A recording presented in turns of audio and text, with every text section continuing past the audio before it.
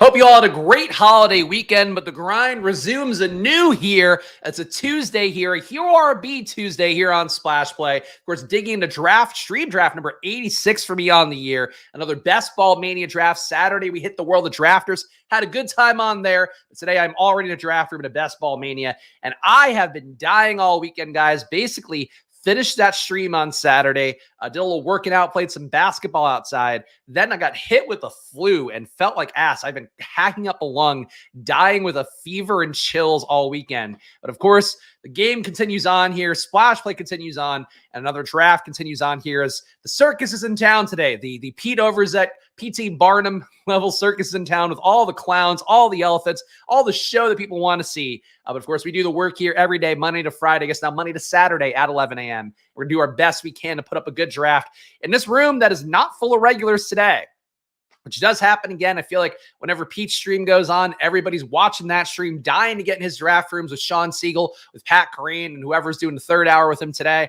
But instead, we'll get a bunch of names we don't know here, and hopefully we can clean up some nice stuff along the way.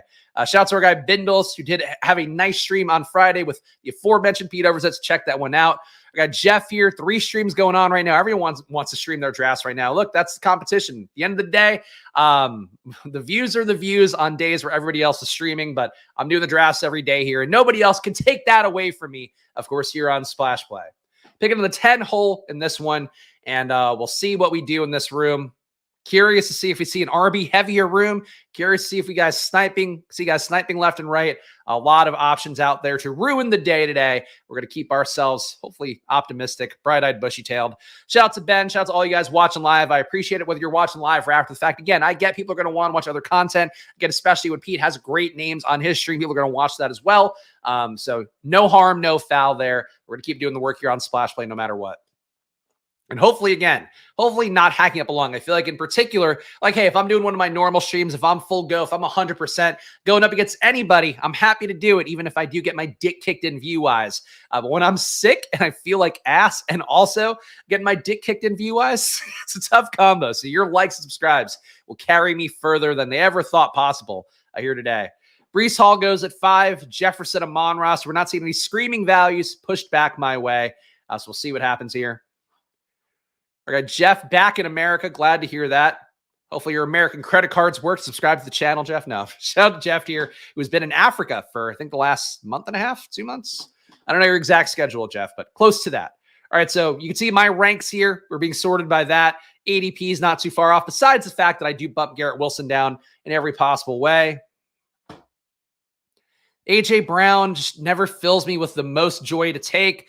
We are going to take him here at his usual pick 10. So nothing surprising with this start. We'll see if we can build out some Eagle stuff. See if we can feel good about building out Eagle stuff. The tough part for me with the Eagles overall, if you're trying to do any week 17 correlation, you're going with the Eagles. What are you bringing back from Dallas? You're bringing back Brandon Cooks. You're bringing back Ezekiel Elliott. Maybe bringing back Jake Ferguson. You are not bringing back CeeDee Lamb no matter what. So inherently to me, Philadelphia, Dallas for the week 17 correlation, the most difficult game to really feel like you're getting the best parts of, like you're really capturing the high upside. I mean, even for last year, of course, Detroit, Dallas being the chalky start at the 1-2 turn that everybody was taking, ends up getting there, ends up making the BBM winning lineup. For this year, it's like Philadelphia, Dallas, probably you could expect it to have over a 50-point total, you would think. Can expect it to be 2 offenses that should be among the top in the NFL, and you're not going to be able to get access to the 2 top players in that draft, or that game rather, because you're not going to be able to get A.J. Brown and CeeDee Lamb in any room. If you are getting them in a room, that draft should probably be thrown out. So that's the downside of going A.J. Brown here, is that I feel like your Dallas bringback's going to be fairly chalky, fairly obvious coming later up in draft rooms. All right. See what we do with the second pick here. So we do get Marvin Harrison falling back to me, which I will take over the Philadelphia Alpha stack with Saquon Barkley. So let's go Marvin Harrison here. Yeah, Puka wasn't available for that last pick, right? Yeah, a Puka Harrison start would be the more ideal one with the Rams, Arizona in week 17. But instead, you'll get A.J. Brown and Marvin Harrison, 2 players that I think should be first-round picks. So I'm happy to go with this start here. And it is a hero RB day, so we're going to have to take an RB in the 3rd round. We're not taking one here. And honestly, Hero RB Tuesday is just a title for a video. So if I fuck myself on Hero RB, let's pretend that I didn't ever plan to do it in the first place. Tell me if I'm crazy. On a weekly winners draft, I went CD, then Hurts on the turn, ended up somehow getting Devontae Smith all the way back in the third. Got to be rare, right?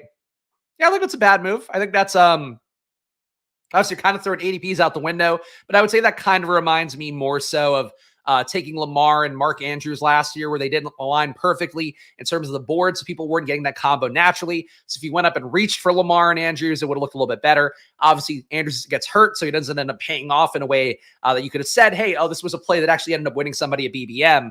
But I think if you're getting unique combos and it's ones like that where you have a week 17 correlation, not an ideal thing you should do. Reaching for early correlations for week 17 is usually what people advocate against. But I would say for that one where it is a unique combo and you're not getting it very often, I think it's okay to do that. I wouldn't do it in like every draft, but I think doing it for a few to get yourself different, similar play to me as going for Jefferson and Christian Watson last year, which was one that wasn't occurring naturally in a lot of rooms. You reach for it, you can get it.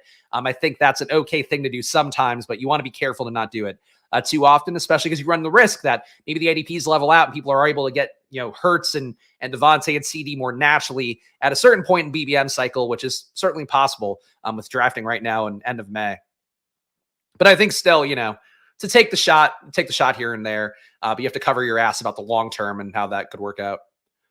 Kyron Williams still going to 22 in this room. I had to bump up Blake Corum a lot in the Spags rankings, which I did put out this morning. If you are a paying member here of Splash Play, hitting the join button down with $4.99 a month, you're getting my Spags rankings. You're also getting 10 team reviews a month. And you're also getting access to a VIP Discord. All of that comes into your life if you hit the join button down below. The rankings, normally putting them out on the weekend, but because I was so sick and just it was a holiday weekend, so I figured people weren't really going to care anyway. I was put them out this morning, and Blake Corum has moved up so much. And I had to make a move to him to put him in 120-ish range for my ranks, which I don't get it. Like, Kyron should come down if Corum is coming up. That inherently should be the push-pull dynamic of it. So when you see Kyron going at 22, I don't get it. It just doesn't make the most sense to me. But it is what it is. Here to click the love button. Gotta watch later. Let's go, Squirter. Shout out to Sammy here. Hopefully, whatever. Sammy, if you're watching one of the other streams right now, I get it. It's okay. We are swimming upstream right now on a crowded streaming Tuesday. But at the end of the day, you guys know who's going to be here every day. And I hope you guys can come back tomorrow if you are watching other shit right now.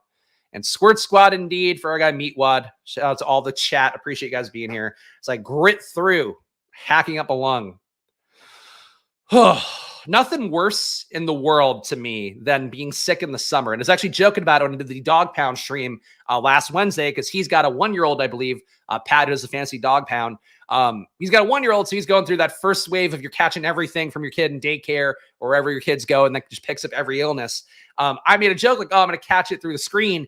And I ended up actually getting a fucking flu for Memorial Day weekend. The one time where you really don't want to have a flu. But whenever it's hot out and you have like fever and chills and you're coughing and shit, it's like my body's just like, man, like what? How much fucking worse can it be?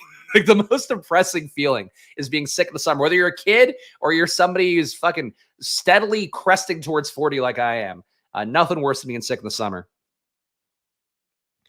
Who am I targeting here? Nobody. I'm targeting whoever's going to come back to me. We'll see. Only 5 more years of shit bugger Spags. Yeah, can't wait. Can't wait. I'm sick every time I look in the mirror. That's similar vibes as well. All right. We're on the clock here. We got Philly, Arizona. We do want to take a hero RB if we can. You also have Cooper Kupp here, right at ADP. I'm going to take the discount on Derrick Henry. Do like Derrick Henry as my hero RB back in general. Not correlating for anything with that yet with Baltimore, Houston week 17. But Henry, to me, really don't think it's going to be hard for him to fail this year is really the main thing with Baltimore, with how they're going to use him. Again, a team that loves veteran backs. They're now getting the alpha of the veteran backs in Derrick Henry. And also just him at 34. I think he should be at this point priced a little bit more closely to the late 20s.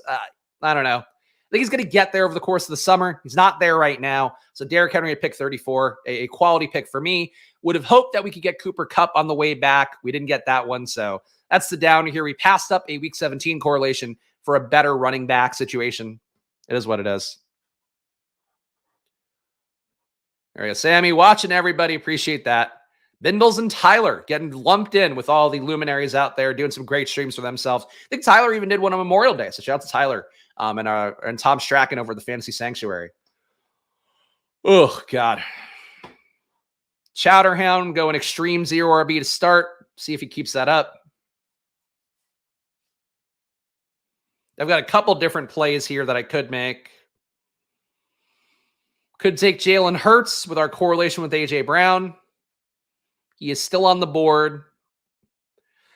I kind of prefer going Trey McBride here. I feel like there's a chance we may see some QB values given the fact that Josh Allen went at 38 in this room. So I am going to go Trey McBride for this one. Have to assume that the Devontae Smith drafter will take Jalen Hurts right here at pick 45, which will be a good discount for him. To me, I would rather have the Arizona double stack and the elite tight end at this point, and we'll see what we cobble together later on. Obviously, Kyler Murray would make a lot of sense for this team, but hopefully we will not get completely scooped on that. Wide receiver dried up real quick. It did. It always does. But we'll survive. I personally, taking George Pickens at 37 would be one thing I would never want to do. Really, George Pickens to me, biggest believer in him last year.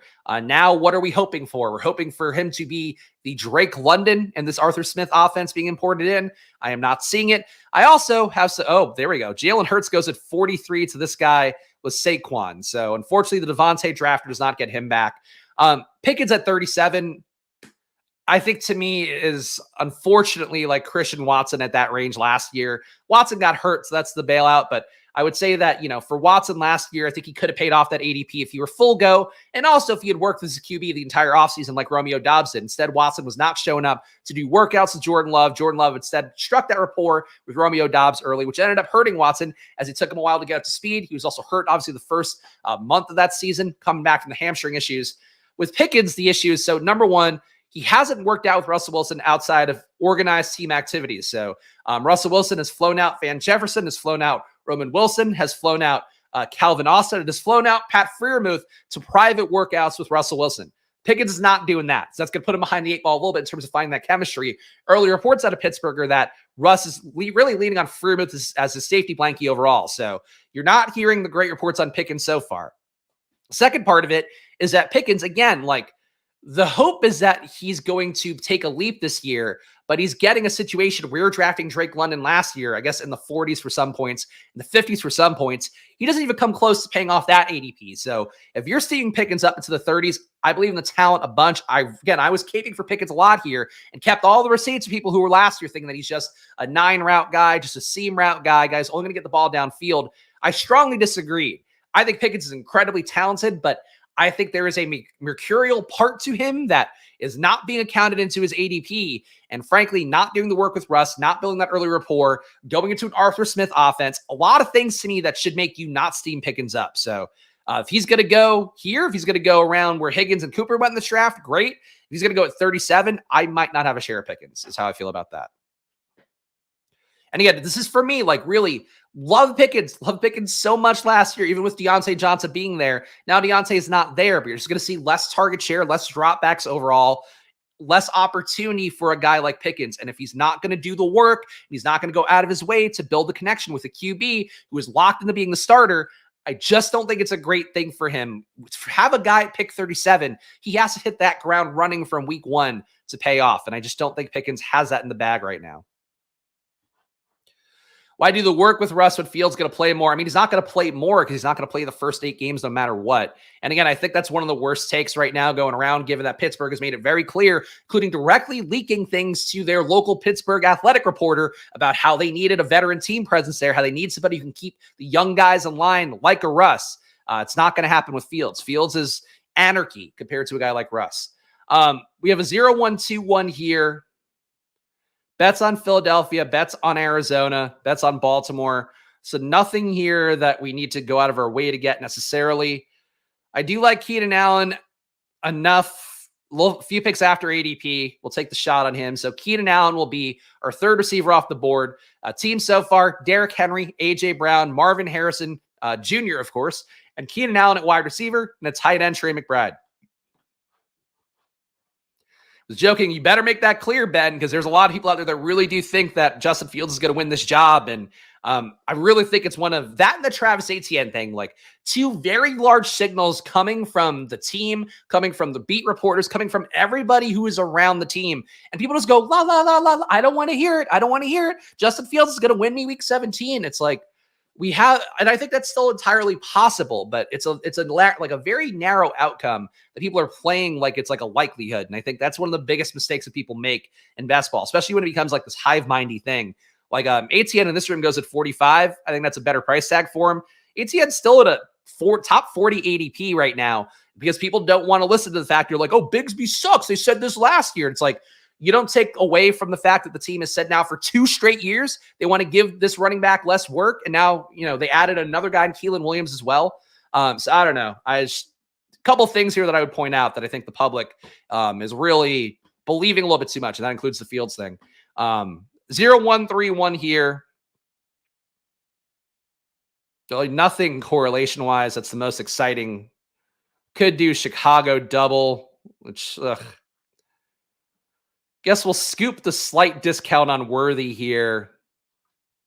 Not the most exciting pocket for me. Worthy coming down a little bit with the hamstring injury. Marquise Brown going courtside to Mavs playoff games with Patrick Mahomes. Weirdly, Mahomes went to that game. Was Kelsey there too? But it was Mahomes with Marquise Brown. And then sitting away from them at that game was Rashee Rice, which is a little bit odd to see in terms of the signal where teammates hanging out, going to an NBA game in the offseason, a great sign. Weird when the QB is hanging out with one receiver and not hanging out with the other receiver who's got tremendous legal issues. But that's neither here nor there. Henry, A.J. Brown, Marvin Harrison Jr., Keenan Allen, and Xavier Worthy are a wide receiver room so far. And a tight end, Trey McBride. No QB yet is 0-1-4-1 build. We're making it work. Pickett's reportedly not sold on Russ and Amanda. Trade after they signed him is not a good sign. I did not see that report, but Pickens, again, was not happy to end last year, even as he was getting fed pretty well.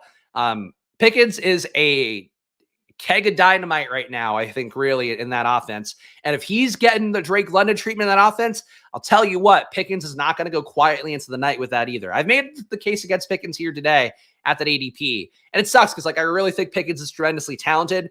But being in that offense, getting Arthur Smith coming in, adding Russ, none of those things are going to make a guy like Pickens have the enthusiasm he needs to hit another level in his game.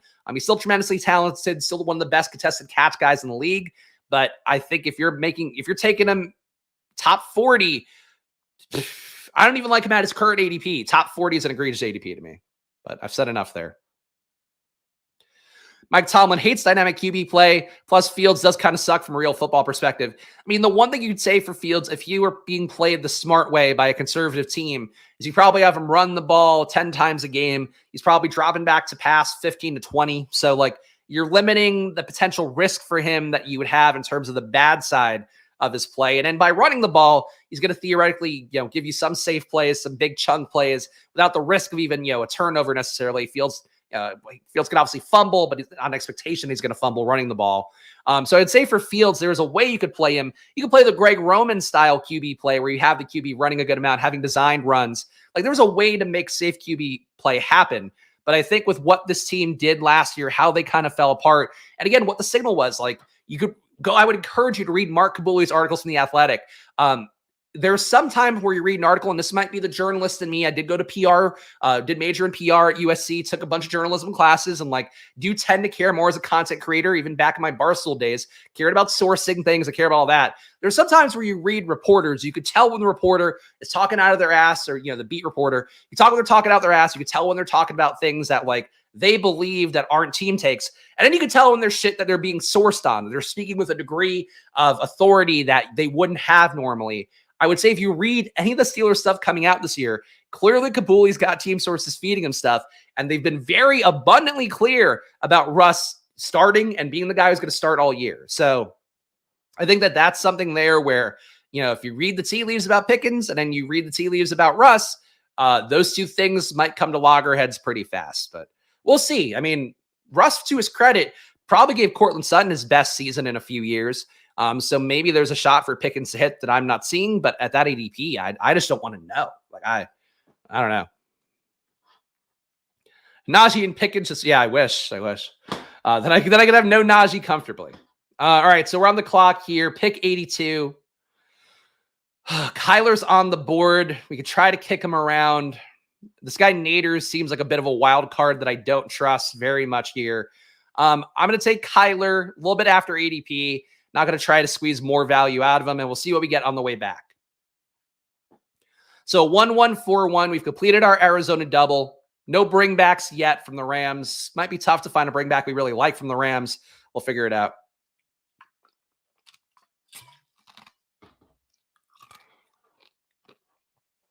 Rumor has it the Steelers traded for Fields to appease Pickens. Was not happy when they signed Russ, allegedly.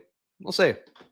I don't know that Fields should make you happier, to be honest. It's really just the overall thing. It's like the overall picture that comes together when you add Russ, when you add Arthur Smith. I mean, I would say to me, Russ is going to be elevated Taylor Heineke in that offense, which, isn't a bad thing necessarily. But if you're Pickens and you want to have your greatest games, probably not going to be the situation that gets you there. All right, Hopkins goes. We have the bet on Chicago. We're going to increase that bet here with DeAndre Swift, who I have ranked at 74. ADP has him in 85. Of course, you can see my Spags rankings here on the screen, which you do get for yourself by hitting that join button down below for $4.99 a month. So the team so far is a 1-2-4-1. We've got Kyler Murray, Derrick Henry, DeAndre Swift, A.J. Brown, Marvin Harrison Jr., Keenan Allen, and Xavier Worthy, and Trey McBride at tight end. So we got elite tight end. We got a hero RB. I'm not mad at the team. We're still going to be able to get, I guess we won't get 5 receivers through 100. We'll be able to get 5 receivers through 106-ish. So we're on pace for the things we have to. Just have to stick wide receiver a little bit later, which I'm okay trying to do. I understand the upside in a Fields click, but I feel like the bigger your stack / correlation, the more it becomes a Russ story, not a Field story. I mean, do you really want to take like multiple pass catchers from Pittsburgh? I wouldn't. I don't know. I think if you're taking pass catchers, it's like one of Pickens and Freiermuth. One of Pickens and Wilson. I guess maybe Calvin Austin if you want to make that. Van Jefferson has apparently looked like a pro out there for whatever that means for Van Jefferson. Take one of those guys and then Freiermuth. But I wouldn't do more than a Pittsburgh double. And frankly, to me, like you could see in my rankings, and you guys know from watching me on stream, like I love late QB. As I think fundamentally, your goal for best ball is like who can beat Josh Allen / Lamar / Hurts in week 17. I think a lot of guys late can beat those guys, at least as a correlated bet in week 17. But that said, like I don't make the Wilson correlated bet very often, and I'm willing to make many QB bets at that point. So could I be wrong about it? For sure. Like it's May. Any of us could be wrong about anything. But I think fundamentally, like I'm not trying to triple stack Russ. Even a double would make me uncomfortable with Russ, to be honest.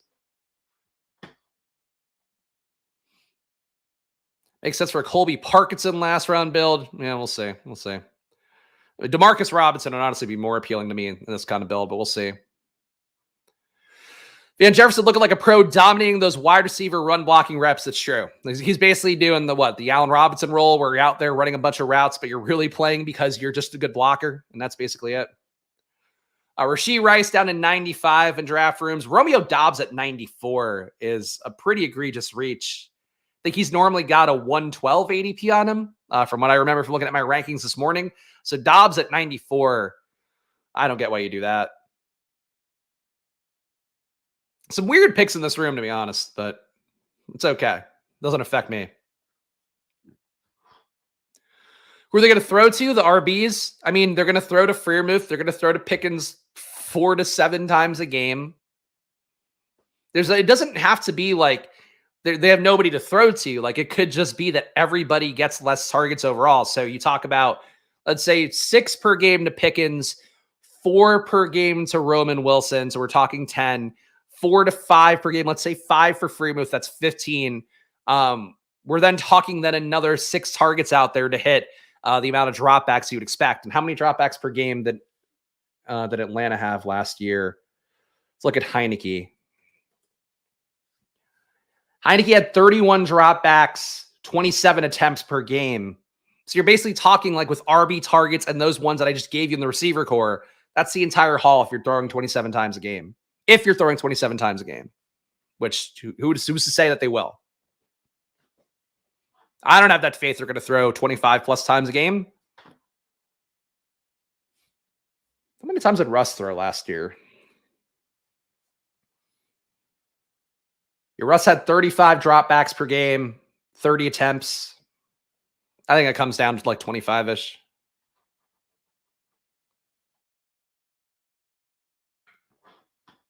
Jane Daniels goes 102 to the guy with Terry McLaurin. This guy's got Jaden and Jalen Hurts, so fun start for him. With Jefferson, that's a fun team. This guy's got a fun team with Hurts, Jaden Daniels, Saquon, McLaurin, Justin Jefferson. Not the most concentrated bets, but definitely some good bets. All right, back on the clock here. Caleb falling back to me, but I don't know that I want to make that pick necessarily here. I think I can really solidify running back with Connor 11 picks after ADP, so I'm going to do that. So we've really made a bet on Arizona, a team stack level bet, Harrison Jr., McBride, Connor, and Kyler Murray, which I'm very happy with. Connor was quietly one of the best backs in football. So I've talked about, he's the only guy who had that much volume. I guess not the only guy, but really one of very few guys have as much volume as he did, have a positive EPA per rush and a positive EPA per pass. Some nice numbers as well that I saw from, it was Jared Smola put out an article talking about his projection data, whatever fucking football. There's a million football sites that I don't really know. He writes for one of those, but it was a good tweet that I saw going viral this morning, I think, because Hayden Weeks boosted it. But yeah, basically talking about the projections and all that stuff and some, some hidden stats I guess people might not be aware of. Connor was as good in like every metric as I think he was last year. So I think at this point, scooping another 11 pick ADP value probably makes sense for me here. So we have Caleb, we have Kyler.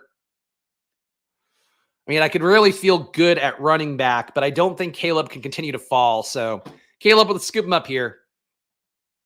I got Caleb ranked at 93. He's normally got a 99 ADP on him. We're getting him still 10 spots after ADP. So team so far is a 2-3-4-1. We got to make it up at receiver at some point very soon.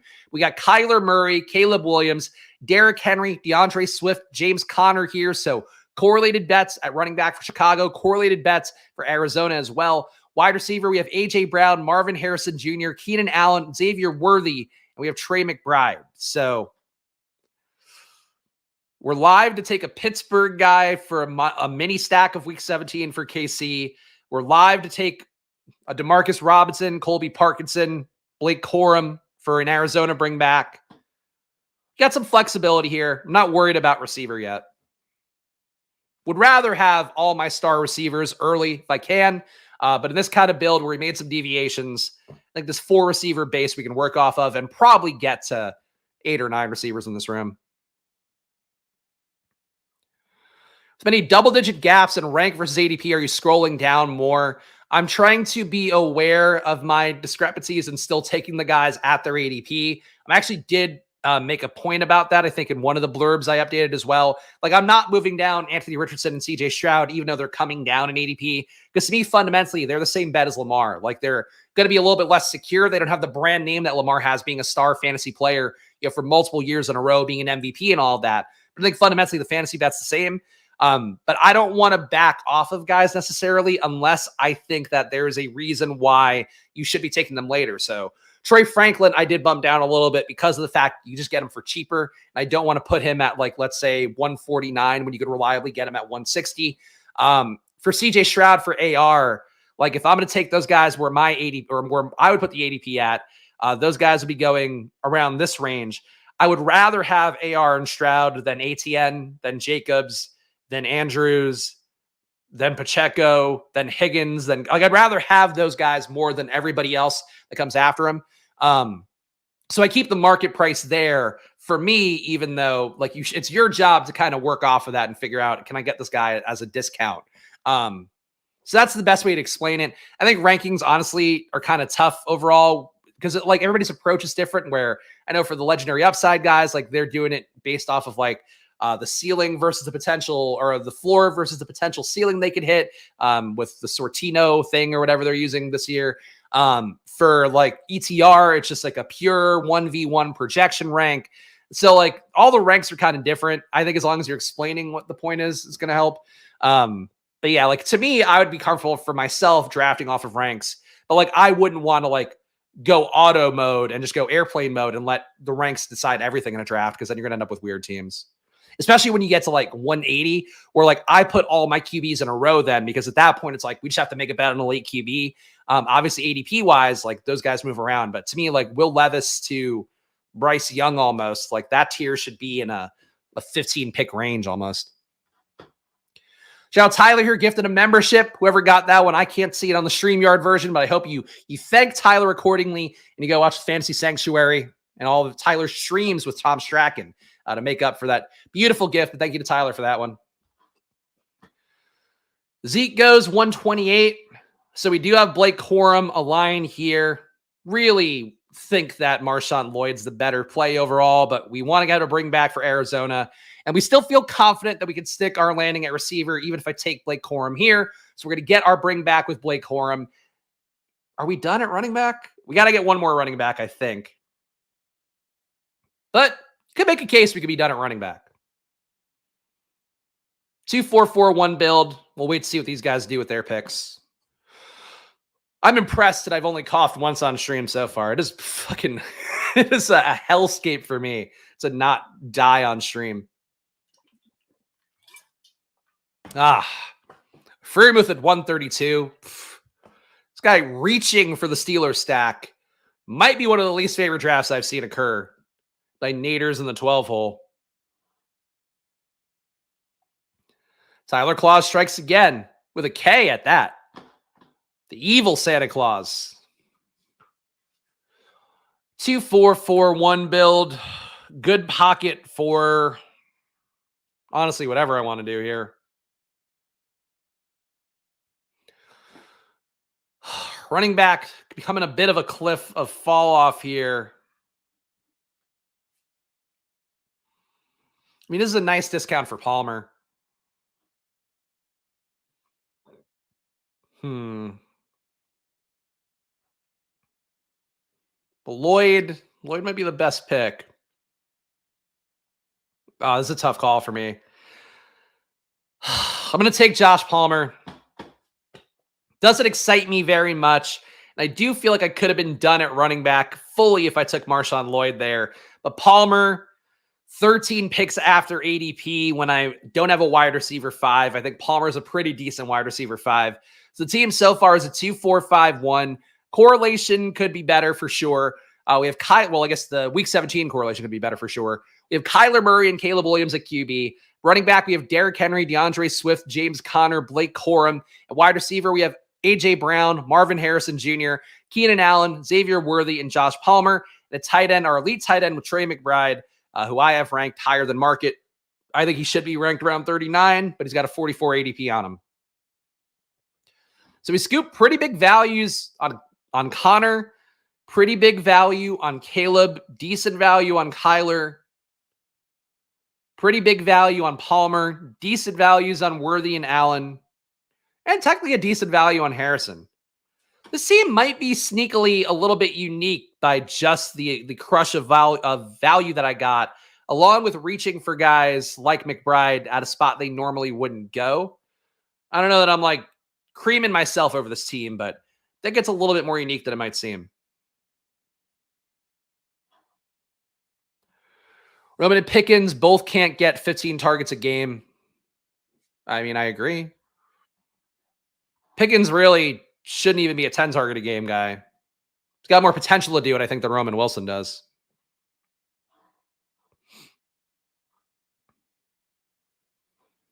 Going to become an AR/AD Mitchell slappy if AD Mitchell keeps falling and falling. Yeah, I didn't move Mitchell down in my ranks this week. I don't get why he's falling, really. I guess the big risk for him is that he is competing with Alec Pierce, but Alec Pierce has shown so little that I think that's not the biggest competition in the world. I think the issue for me with AR and with AD Mitchell is that that's probably the equivalent of AD Mitchell, or that's probably equivalent of Alec Pierce with AR last year, where that's just what people are taking because they don't take Pittman. So I kind of think Pittman might be a little bit undervalued, even though I hate his ADP because of the fact people just aren't taking him with AR enough. But at a top 30 ADP for Pittman, like I'm not even doing it. And I believed in Pittman so much last year. Believed in Pittman a lot more in the 50s than I do at the fucking third round. Like, ugh. But it is a little bit undervalued, though, with the AR correlation for sure.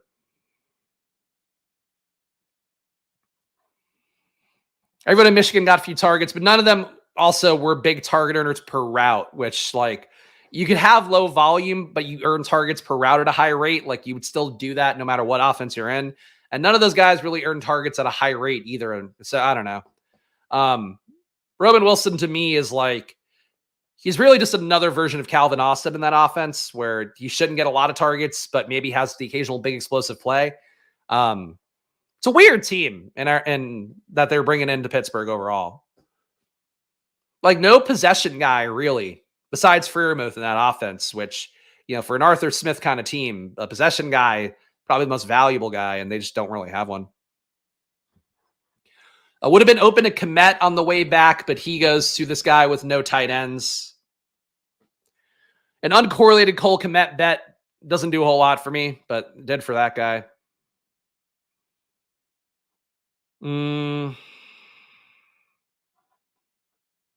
Sorting by ADP here, it would be Polk. Roman Wilson, slightly later ADP. I guess we do need a New England bring back for the Chargers. So let's go Polk here. First pick off the board. So we're taking Polk because A, a little bit after ADP. B, Chargers correlation. C, I think Polk is the best receiver in that room, which I haven't talked about enough in a while. But to me, Polk's a better player than Baker. He was honestly right there with Romo Dunze in terms of his production at Washington last year. Polk probably the big beneficiary because they don't really have a downfield guy who would benefit from Drake May besides him. I think Polk is the big winner overall, whether it be May starting or even if it is Jacoby Brissett. I think that Polk is really the one who plays the boundary and gets downfield. So that's my theory, at least. We got Roman Wilson back for me here. And Wilson would give us the KC correlation. So another micro with Xavier Worthy. We're going to take Roman Wilson. I don't know how I feel about Wilson after giving this big stand against Pittsburgh this entire stream. But there it is. Who's the Jonnu Smith in the Arthur Smith offense? I mean, he added Pruitt, right? He brought Pruitt over, but it'd probably be Darnell Washington, I guess. Like, Washington can't break screens the same way. Neither can Freiermuth. But I'm pretty sure they added Pruitt, right?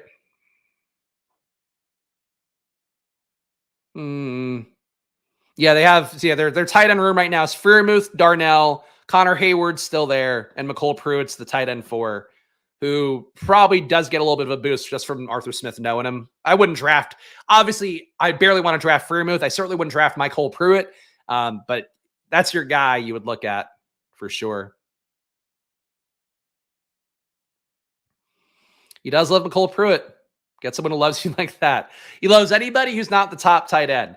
But I've said it before, you know, like Freiermuth, look, I get the early part of camp, him being a rush safety blankie. Two things stand out with me with Freiermuth that, you know, maybe give you, it doesn't give you a shot to even have a second tight end bounce, but maybe for DFS more so in season. Like, Kyle Pitts was the clear tight end 1 in Atlanta last year, and he and Jonnu Smith were functionally the same DFS play for the entire season as that went on.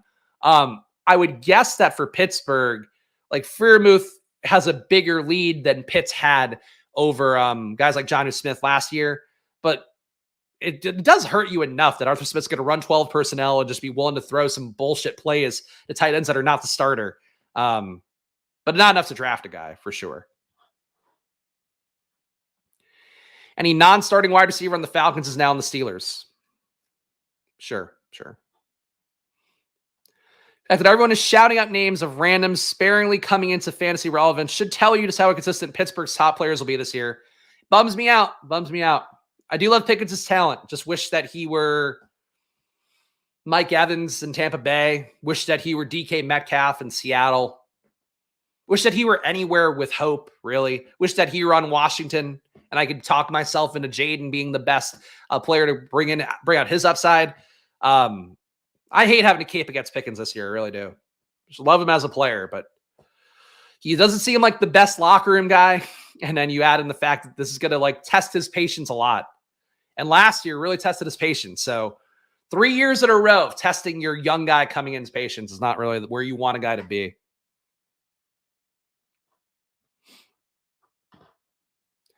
Atlanta had 7 players between 12 and 30 targets, while London could even get to 130. It's going to be spread out. Yeah, I mean, I've said it before in video, like really does feel like people got the Men in Black memory eraser for what happened in Atlanta last year, let alone what happened in Atlanta the last few years. And I don't think it's Drake London's fault. I don't think it's Pitts' fault. I think we're going to see that this year, that it is just like these guys got the bad situation. Now they're going to get the much better situation. But really, just think there's a lot of things with the market data this year that I've been down on, and that's probably one of the biggest ones. I'd rather take a shot at Roman Wilson at pick 160 than I would ever get a share of Pickens at 35 or whatever. Like, no chance. Tyrone Tracy, just one of the worst ADPs around. Eric Gray working ahead of him so far. Eric Gray also perhaps in the hunt to win the third down role for the Giants. Eric Gray was also a guy last year, as I've mentioned, I think on stream a couple times and tweeted out in response to a couple things before. Eric Gray, they really wanted to get in the field last year. They even had him returning kicks, but he never did that in his career because that's how much they liked his talent. Everybody's going to Tyrone Tracy, and Tracy's really not that skilled in any way. So really, to me, not a good pick by any stretch. We have the bet on the Chargers. We can use an RB5. We're going to take J.K. Dobbins here a little bit after ADP. So we get 2 LA backups here, different LA teams on this 2-5-7-1 build. I would say we're done at running back. Could take a 6 with this build because there's a shot that Dobbins is a 0 in week 17 and Corum is not far off from a 0. But we'll see. Kamani Vidal is a bad ADP. Let's steam up all. Yeah, I mean, we talked about that enough. Vidal not being able to produce at Troy. I just don't know how you make the bet in him producing on the pros, but I'm not the one making the bet. All right. I have Jonnu ranked a good amount ahead of the field in ADP, but I really don't think I need to take him here. Think DeMarcus Robinson as a bring back to Arizona makes more sense. So we have a good amount of micro correlations for week 17. This will be a bring back on our big Arizona stack. So this works. The team so far is a 2-5-8-1. We've got Kyler Murray and Caleb Williams. Really happy with the Caleb discount, even though the stack is not the biggest for me with Chicago today. But Caleb, big value there. Derrick Henry, DeAndre Swift, so our hero RB. We did live up to the hype here. Derrick Henry went in the 3rd round to me. DeAndre Swift, James Conner, Blake Corum, J.K. Dobbins. At wide receiver, we're making up at volume because we only had 4 guys through the top 100 picks. We have A.J. Brown, Marvin Harrison Jr., Keenan Allen, Xavier Worthy, Josh Palmer, Jalen Polk. There's your week 17 correlation. Roman Wilson, another correlation with Xavier Worthy. DeMarcus Robinson, the week 17 bring back for Arizona. And we have Trey McBride here, who is part of our Arizona Alpha stack. I'm happy with the team. Always worried when I'm sick and feeling like ass that my teams will suffer for it, but I'm just in peak form every video, so that's how it goes. Vidal led college football in yards. He was really not efficient. No, I don't know if he led college football in yards, but the numbers last year, he didn't avoid tackles, didn't produce in terms of EPA. If you can't produce an EPA against Troy competition, I just don't know who you do. You had a 0.03 EPA per rush, which is not great, but especially, well, honestly, playing at Troy, really not great. 24% avoided tackle rate's okay, but we were talking about Marshawn Lloyd having a 37% avoided tackle rate playing at USC. I would like to see Vidal be more shifty personally. 0.3 EPA per target is okay. He seems like he honestly could win the pass game role for the Chargers. How much that matters, I don't know. Against 8-man boxes, he had a 0.09 EPA, so not that great versus 8-man boxes either, so I don't expect him to be like a great power guy. He was okay in the red zone, 0.2 EPA per rush, 0.4 EPA per target in the red zone. The bet's really not great. The point really is that, like, if you play at Georgia, you put up those numbers, sure. If you play against SEC competition, you put up those numbers, we could go, all right, that guy maybe is better than it seems. You play at fucking Troy and you put up those numbers, it's just volume. It's just volume, and that's it. He got 22 touches a game. Like, that was it. So, I don't know. Make your bets on Kamani Vidal if you want. I'll take a few when the ADP aligns, but it's just not a talented player, really. It's fundamentally it. Second in the NCAA in rushing. It's volume. Volume against shitty teams.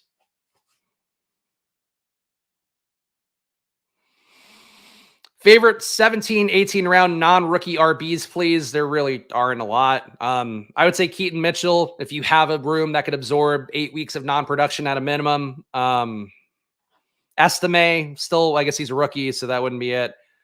Roshan is contingent value.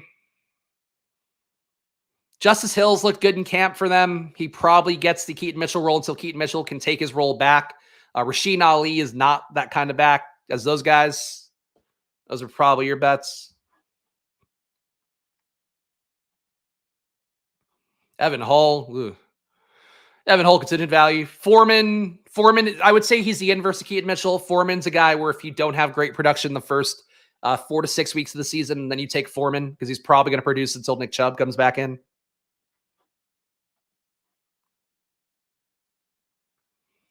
Justice Hill's always a guy. Yeah, I think Hill's an okay bet.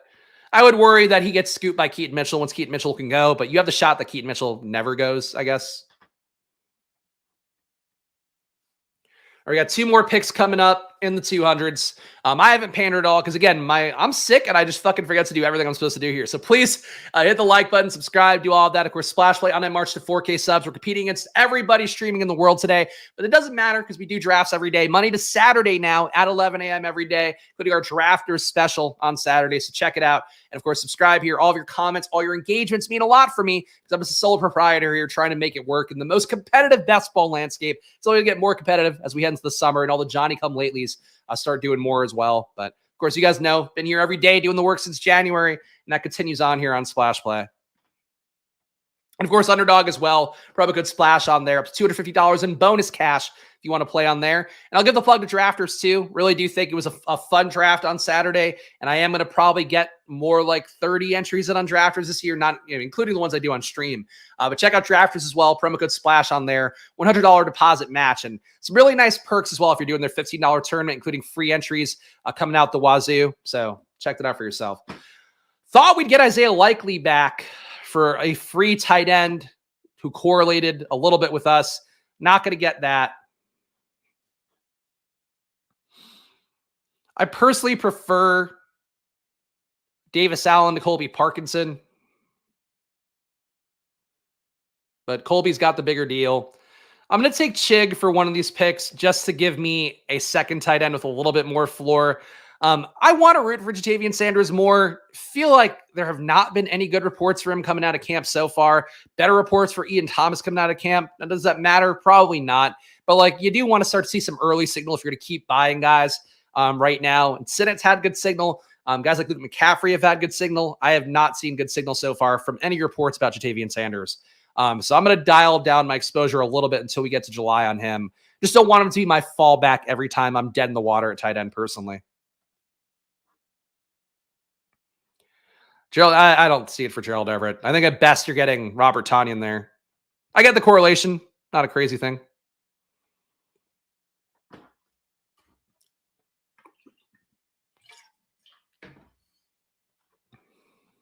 And we're going to take a third tight end to make this a 2-5-8-3 build, I believe. We could rock with just McBride and Okonkwo and hope that hits. Let's see what comes back. I think I feel okay about my 8 receivers. And a 6th running back at this point. Not sure what it really does for me. Nader is really soaking up the clock with his dumb shit team. 4-5-7-1 build while reaching for Pittsburgh Steelers.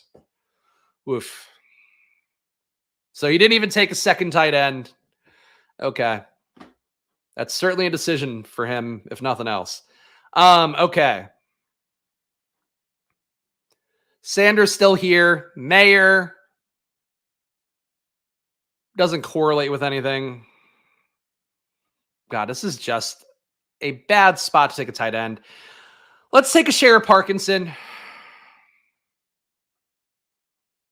I can click it in time, there we go. Colby Parkinson will give us another Rams bring back for our Arizona base stack. So we have a 2-5-8-3. We've got Kyler and Caleb at QB. We've got Derrick Henry, DeAndre Swift, James Conner, Blake Corum, J.K. Dobbins at running back. A.J. Brown, Marvin Harrison Jr., Keenan Allen, Xavier Worthy, Josh Palmer, Jalen Polk, Roman Wilson, and Demarcus Robinson at wide receiver. And at tight end, we have Trey McBride, Chika Okonkwo, and Colby Parkinson. So if we didn't have Trey McBride, this would be a really hideous 3 tight end build. We have Trey McBride, so you really can make the case that we still could have gone 2 tight ends. But feeling okay about that. Tommy Tremble coming back. I think he's still on the roster, but I would imagine that he's the one that gets squeezed the most. But it is kind of like an Indianapolis situation to me, where they do have a lot of tight ends on that roster that are kind of nothing, but we'll see. But yeah, Colts tight ends, I wouldn't take any of them. Jelani Woods supposedly has looked good in camp, but he's running exclusive with the 2s. Kylan Grants has been with the 1s. Ogletree's also been with the 1s. Mo Alley Cox has also been with the 1s. So you're still looking at 5 tight ends there, including Will Mallory. I wouldn't take a single one of them personally. Yeah, I wouldn't have blind belief in Jelani. Not with the hamstring stuff that he went through last year. You miss an entire year with the hamstring. Obviously, a little bit of precaution for them, but it's not a good thing. I don't know. I wouldn't make a bet on any of the tight ends personally, at least right now. If Jelani is the guy who's running exclusive with the first team in July and August, then that changes. But for right now, that's the bet to me. All right, guys, I think we're going to wrap it up here. So that's the final team. I'll be back tomorrow with the draft. Hopefully less competition on Wednesday. But again, your support does matter a lot here. So guys, please subscribe down below. Hit the like button. Leave a comment. Of course, we're going to show up and do the work even when we get our dick kicked in by the circus rolling into town with all the stars, all the elephants, all the clowns on Pete's stream. I'm not saying that disparaging, by the way. I just mean like great show going on over there. But really... like I'll be here tomorrow. That's the main thing. So please hit the like button. Please subscribe. Please do all of that. Splash on Underdog, of course, the promo code $250 in bonus cash. Do that. Also, make sure to get my Spags rankings down below. Hit the join button, $4.99 a month to get all of the access to my rankings, which were updated this morning. Also the VIP Discord, 10 team reviews a month, of course, which I give to all the members as well. So please check that out. Probably go check that out. Promo code SPLASH on there, half off a month at probably.com/subscribe, or even a year, actually. But the best betting data, including an undefeated day on Friday, which is pretty crazy. Not going to happen that often. Obviously, it's betting, but hey, if that makes you sign up faster, undefeated day on Friday, go check it out. Stochastic as well, 15% off the promo code SPLASH, link in the description for that too. And Drafters, really going to be drafting on Drafters every Saturday. So if you want to draft with me, that's the one to draft with me on, because we just needed people to get in, and because there's no pods, there's really not as much competition in that. So Drafters every Saturday, drafts coming up here. Shout out to them, check it out for yourself. And really, the rake back stuff on that, you end up getting so much rake back. 7 free entries. You put in $100 back if you enter 150. It's really the best deal you'll find for a tournament that has 500K up top. So Drafters, check it out for yourself. Follow me at Chris Spags. Follow the show at Splash Play Pod. Shout out to all the fine folks who we put on the show. Again, you too could be on this list by hitting the join button down below for $4.99 a month. And I'll be back tomorrow with more. So no matter what, guys, enjoy all the streams. Enjoy all the content out there. Enjoy the drafts. But I'll be doing another one tomorrow. So see you for that one. Enjoy your days. Good luck. Bye-bye.